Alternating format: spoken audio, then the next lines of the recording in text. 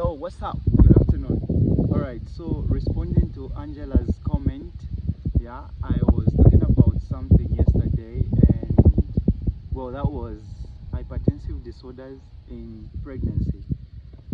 And this time I'll try to explain it in English so that those that don't understand Spanish can also benefit from the video as well.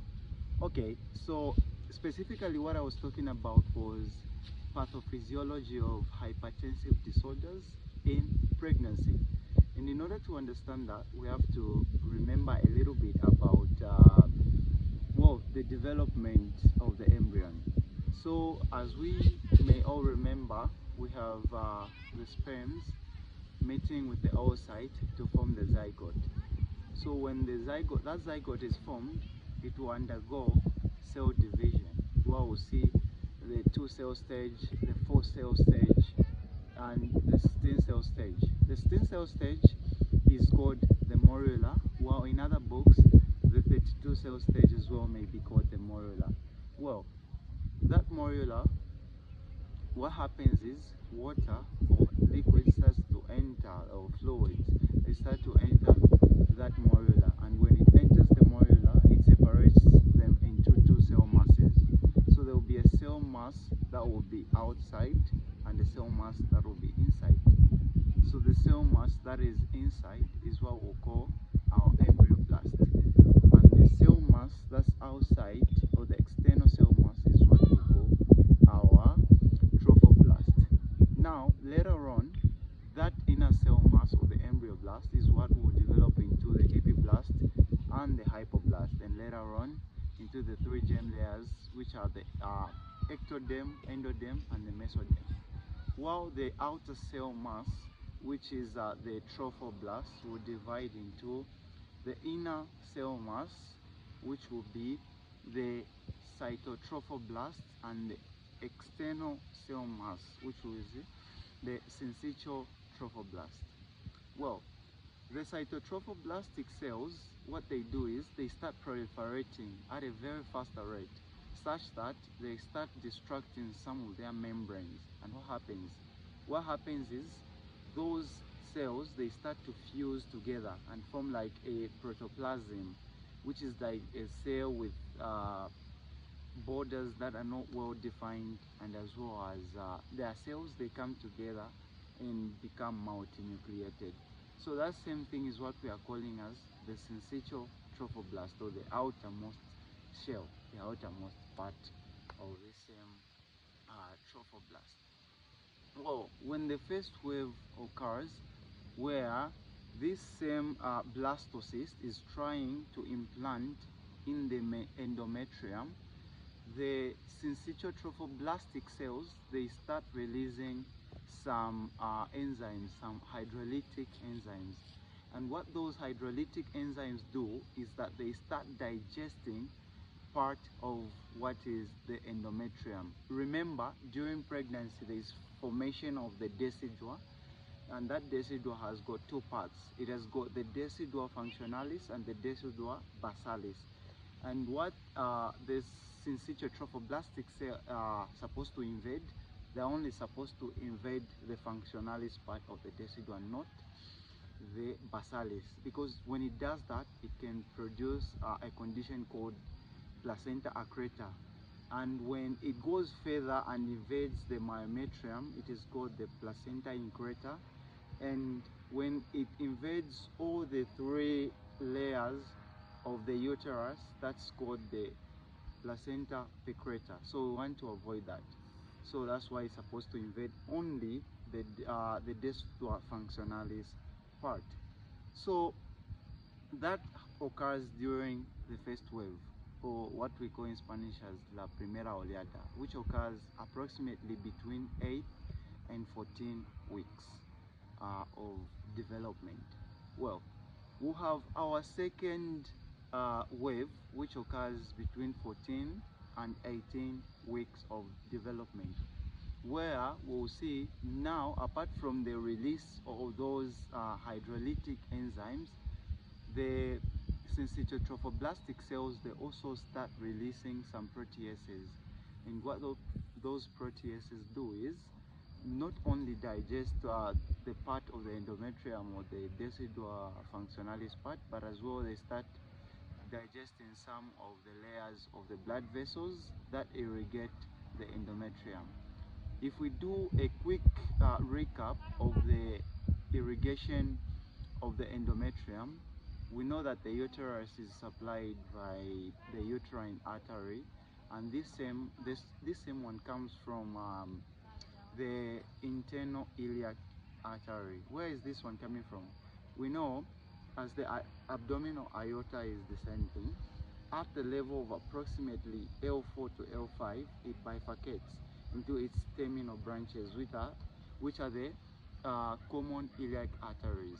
Now, these common iliac arteries, they further subdivide into the internal iliac arteries and the external iliac arteries. The external iliac arteries is what will go and irrigate the inferior limbs. Then we've got the internal iliac arteries, which will irrigate mostly the pelvic organs. So, well, the placenta included in pregnancy.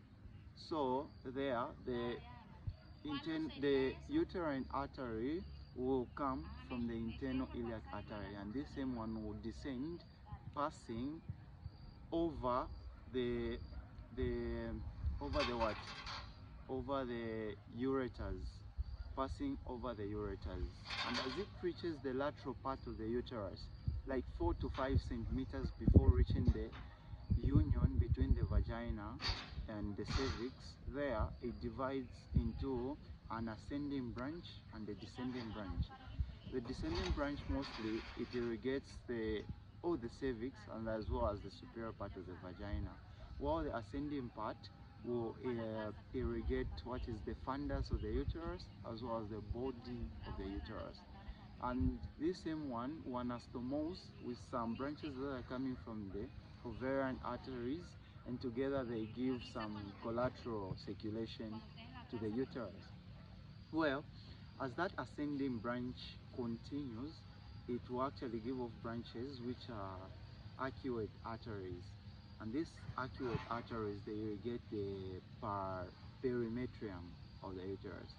Then those arcuate arteries will continue and give off other branches which are the radial arteries and the basal arteries.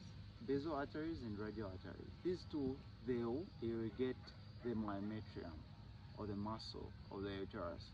Then we'll have the final branches or terminal branches, which are called what? They are called spiral arteries. Spiral arteries. So the spiral arteries are the ones that are going to irrigate what we are calling as the endometrium and everything in there.